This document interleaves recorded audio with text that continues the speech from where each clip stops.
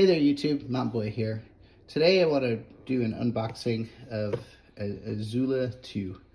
Basically this is a small USA made fixed blade knife that maybe it's a little bit more in the realm of the survival knife than the bushcrafter, but they all kind of cut the same and they all kind of do a lot of the same kind of things. So without further ado, I'll just go ahead and kind of open this, kind of go through everything that comes with it, so you can just kind of see what this is about. I'll also kind of compare it to some other knives that are kind of a similar size and kind of similar kind of price point or purposes. So anyway, here's what you kind of see coming in the box. One of the first things I'll kind of notice that I really like about this knife, beyond that it's kind of made in the USA, is that it has like a lifetime warranty. That's huge. I actually use warranties a lot. A big part of what you're paying for, like for example, in a Benchmade, is the warranty.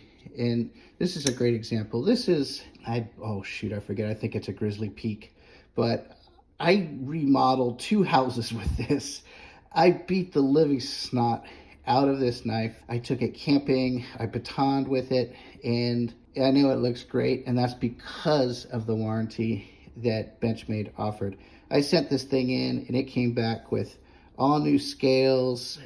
You know, there was play in the access lock, and now it's rock solid. I don't know what's original on this, maybe some of the hardware, the blade, and probably the liners. So, but anyway, that's part of what you're paying for. Same thing with this Esee. What you're paying for is that lifetime, no questions warranty. So let's see what we got here.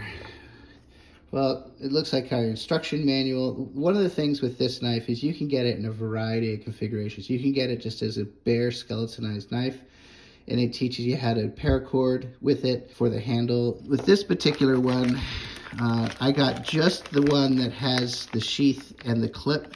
There is one more kind of model up that you can get that actually has the quote survival kit.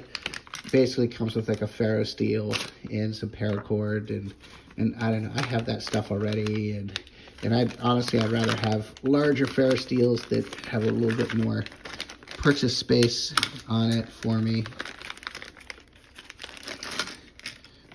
So, but we'll open this up, and there's the lifetime warranty card. It's kind of a nice little card. It's got some survival tips.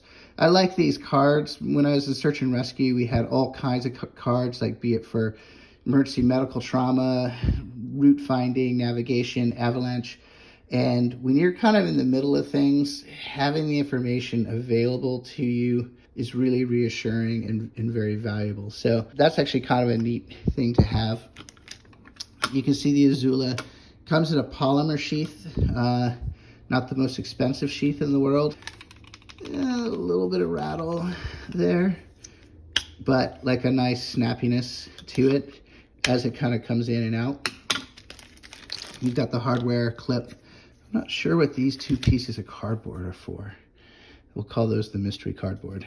So then we got our stickers here. I guess the first question is, why do a fixed blade knife in the first place? Well, as I learned with this, and this is a very solid knife. For a folder, it's got a relatively heavy blade. The access lock is about as solid as you can get, and I used this to do everything from baton wood to cut drywall, remove carpet staples. I mean, you name it, I've used this knife to it. And after probably about 3 years of doing that, it really showed. Over time, even the strongest hardware is going to wear down. And so you can either go more weight and go stronger hardware, or you can just kind of go the other way and just go with a fixed blade. The thought behind this is I want something that I can take with me as part of like a chest rig, maybe strapped on the bottom, or something that can easily kind of fit inside. The idea being, I just want to have a really nice solid knife that I can kind of take with me everywhere. It doesn't weigh too much. This particular example weighs in at 3.3 ounces. This is probably heavier. This might even kind of top 4 ounces. So, you know, something that is lighter, simpler, but beefier. And you can kind of see here, comparison. I guess that's about the same thickness. The Esee has a 0.16 of an inch or 4 millimeter thick blade. And just to have something that I know I can beat on, I can use it heavily. I'm not going to worry about it breaking in the field.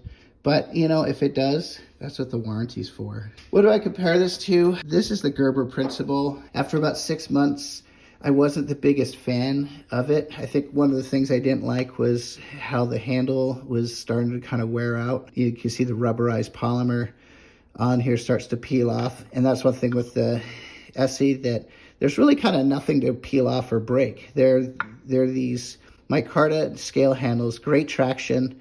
And honestly, if for some reason you break it, again, I just call in a warranty and either get a new handle scale, or I could always order some new handle scales and just kind of put them on. So whereas with the Gerber, that really isn't an option. But you can kind of see they both fit a lot of the same roles. They're both kind of very thick, heavy blades, very robust. The other thing I really like is it's got a nice wide handle spine, so that when it's coming into contact with your hand, you're really able to bear down, and you're not going to get any hot spots or any pressure points here. I run my thumb across this. It's completely smooth. There's nothing that's going to create a hot spot.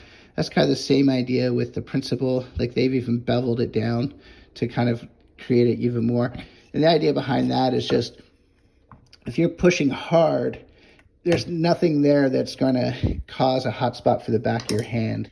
Even on this, which is fairly wide, you still have this kind of sharper interior edge here.